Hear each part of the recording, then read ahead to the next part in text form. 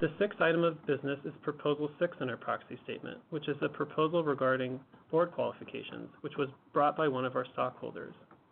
The representative, the proponent of the stockholder proposal, Mr. Justin Danhof, will have 3 minutes to present the stockholder proposal. Would Mr. Danhof please introduce himself and the proposal? Hi, good afternoon. I'm Justin Danhof of the National Center for Public Policy Research, and I move Proposal 6, which seeks to increase ideological diversity on the company's board.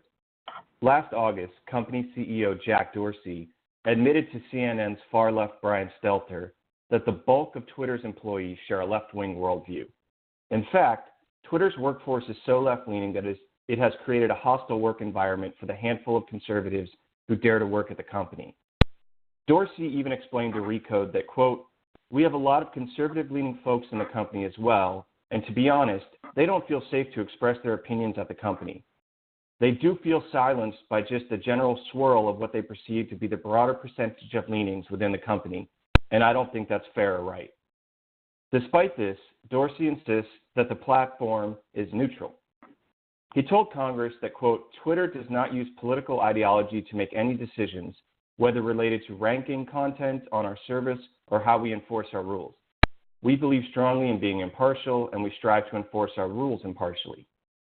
As a leader in the conservative policy movement, I'm here to tell you all that we aren't buying it.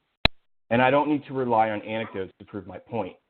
Social science is on the scene, and the numbers indicate a striking display of anti-conservative bias on Twitter.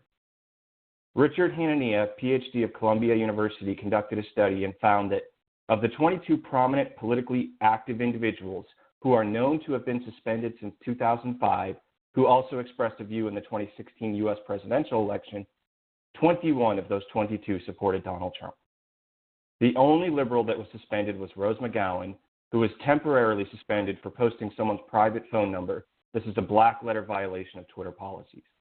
And as I was writing this statement last week, Twitter suspended the account of the Heritage Foundation's media director for pointing out the absurdity of male powerlifters competing against female powerlifters. If you don't get the absurdity of that, well, that's just the point of our proposal. And whether you're willing to admit your bias or not, that's beyond the point. In business, perception is often reality. And our proposal provided you all a tangible way for the company to combat its bias. When the company takes overtly political positions on legal and policy issues, it would benefit from having voices from both sides of the aisle in the room. The company would be much less likely to engage in bias against conservatives if it had a few right-leaning folks in positions of power. If their voices were heard, it would go a long way towards fixing both the actual bias and the perceptions of bias. All of this points to the necessity of implementing our proposal. We believe that boards that incorporate diverse perspectives can think more critically and oversee corporate managers more effectively. Appointing a few conservatives may help the company avoid groupthink and address its biases. That's a win for investors and a win for true diversity. Please vote yes on Proposal 6. Thank you for your time. Thank you for your comments.